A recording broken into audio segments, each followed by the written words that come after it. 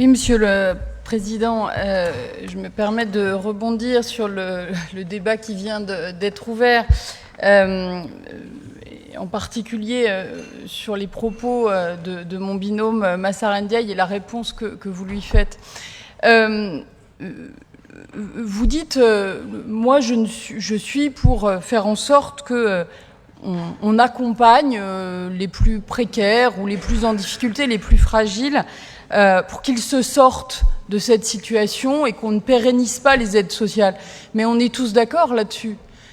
Aucun d'entre nous dans ce groupe n'est favorable à ce que les personnes restent dans leur situation de précarité et d'aide sociale. Je crois que nous sommes tous là pour l'émancipation de l'être humain.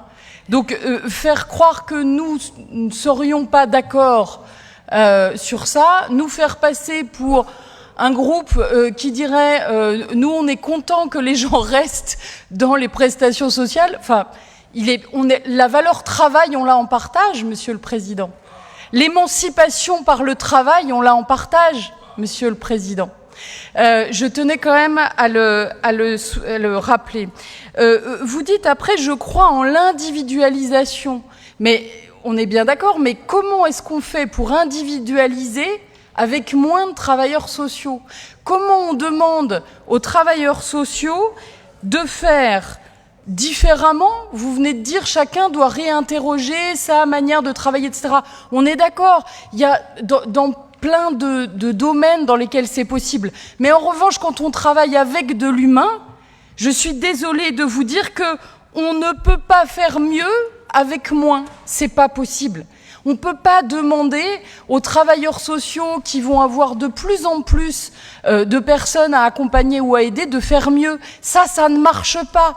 On peut revoir une manière de travailler dans un bureau avec un logiciel, avec de l'intelligence artificielle qui va nous aider à aller plus vite pour faire telle ou telle chose. Mais quand on travaille avec de l'humain, on a besoin d'avoir de l'humain. Et on ne fera pas mieux avec moins.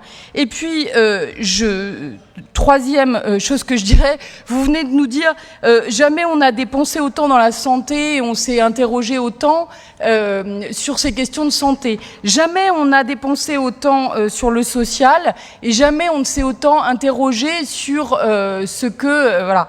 Moi, je vous poserai une autre question. Jamais nous n'avons eu un taux de richesse aussi élevé dans notre pays. Jamais les riches n'ont été aussi riches dans notre pays. Et jamais autant de gens ne se posent la question de comment on répartit ces richesses et de comment on répartit l'impôt. Tout ça est une question de priorité. Et ce qui nous sépare et ce qui nous divise, même si nous sommes d'accord, vous l'avez dit, sur un certain nombre de choses. Pourquoi ? Parce qu'un département, son cœur de métier, ce sont les solidarités, et que là-dessus, nous serons évidemment toujours d'accord.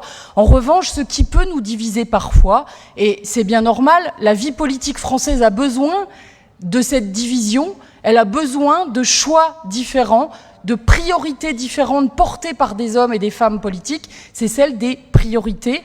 Nous n'aurions pas les mêmes.